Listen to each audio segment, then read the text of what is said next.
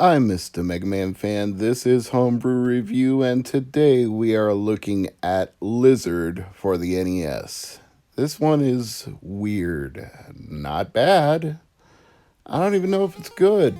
It's just weird.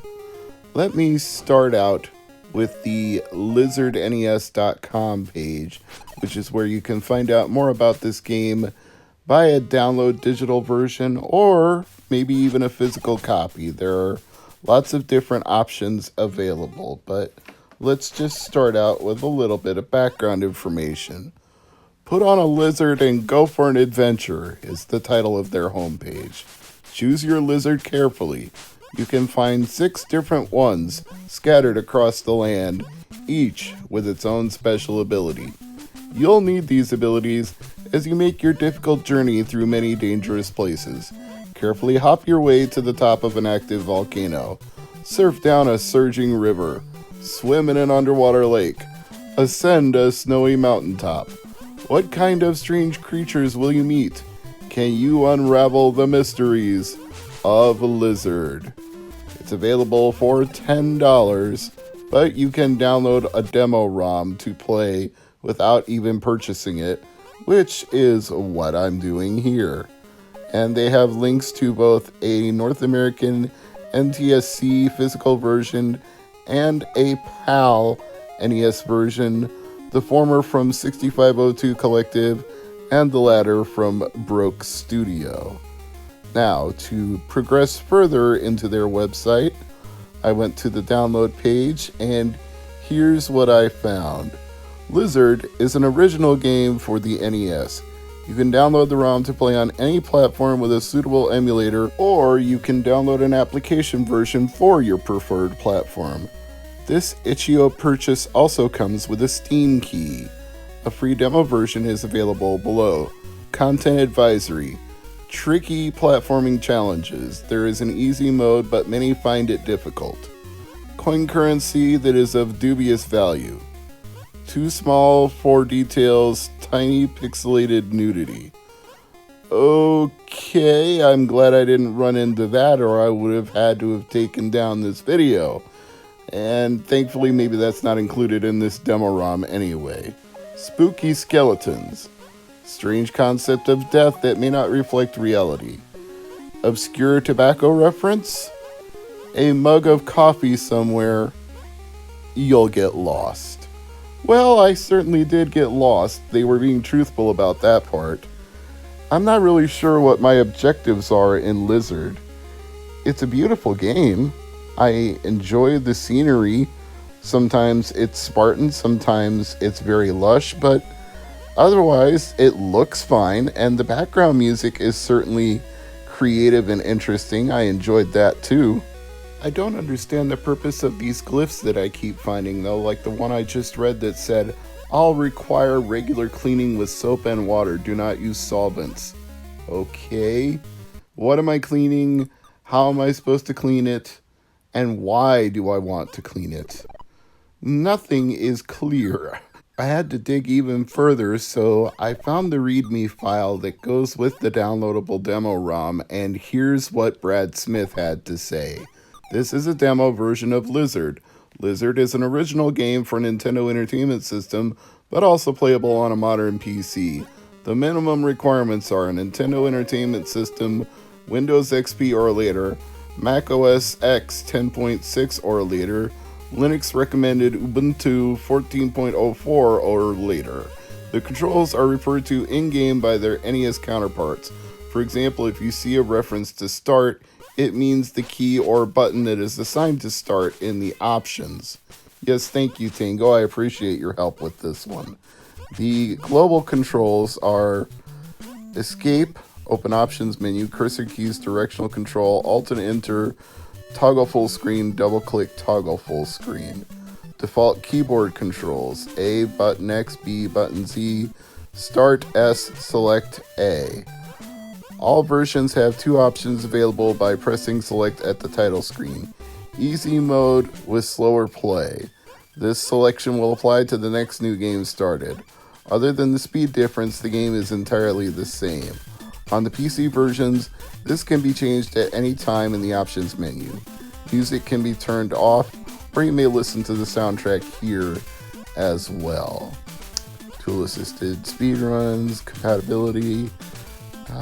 No, it still doesn't tell me what my objectives are or how to progress. Like, for example, these ice cubes here, I don't know how to move them or what to do with them. Maybe if I was a fire-breathing lizard, I could melt them, but I haven't found a fire-breathing lizard anywhere. And then there's these enemies that just waddle back and forth on a platform. Who put them there and why? And how come I only have one-hit lives that just instantly kill me when I touch anything and send me back to the last checkpoint? Is that a feature of the lizard I'm using, or do different lizards have more hit points than this one? If I could find one of the others, would I survive longer, or would I die even faster? Why are the controls slippery? It's very hard to make precise platforming jumps in a game that touts the platforming difficulty when your character is very hard to control as he has forward momentum, lands on anything, or attempts to stop before making a jump. It is maybe a feature of the lizard that I'm using, or maybe not. Maybe all of the lizards are this slippery, whether or not they're wet. Boy, I don't know, but I want to know. This game fascinates me because I don't understand it, which really isn't a good recommendation to buy it. I can't tell you that Lizard is a great homebrew game because it stupefies me and therefore you should get it too. No. Doesn't work that way. All I can tell you for certain is that I know there's more to this game than is being told to me by the website or that is available in the README file. So I'm really going to have to figure it out.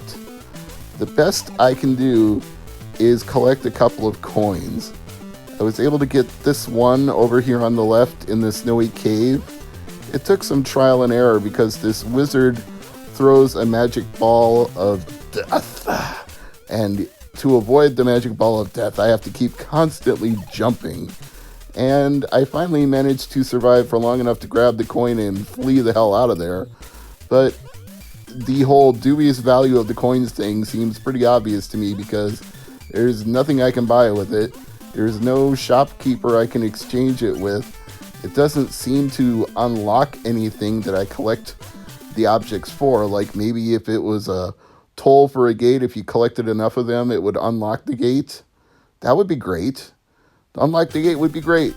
Hey, I would not wait to unlock the gate. I would collect every coin in sight. But it doesn't help. Nothing I do really helps. All I can do is wander around. Occasionally there's a door I can go in that takes me to a different area. Occasionally there's a checkpoint like statue I can click on, so when I die, it'll take me back to it. Now I say click on, what I mean by that is walk by it and it clicks. I don't mean I'm actually hitting a button, I just mean it clicks to indicate that I've gone by it, and then if I die, I go back to that previous one. Which I guess would account for the whole you get killed instantly by anything that touches you. But is that fun? I don't know. What is the point, Brad? I guess that's what I'm really asking here. You've made a clearly competent NES game. The controls aren't perfect, but that may be the fault of my lizard. They're good enough for a homebrew game. In fact, I might even say they're a little better than the average. I mean, this is certainly more competently programmed than the Action 52 cartridge, which was just barely above the standards of homebrew and was sold for $200. That thing was a disaster. This is not a disaster. The tiles are well drawn. The characters are well animated. The music is well done. There's obviously a concept behind this. There's a whole website supporting it. But Brad, I don't know what I'm supposed to do here. And I doubt you're watching, and I'm sure you don't care. So, unless I can find some YouTube Let's Play footage or somebody who's done an in-depth walkthrough of Lizard, I'm not sure what the point is, or if it's just limited in the feature set because it's a demo ROM, and whatever I'm supposed to do is only in the full game and not available to me here, but that's not clearly explained in the README file or on the website, so, man, what can I say? There's something here. I'm Mr. MegaManFan. Thank you for watching Homebrew Review, and hopefully I'll figure this one out.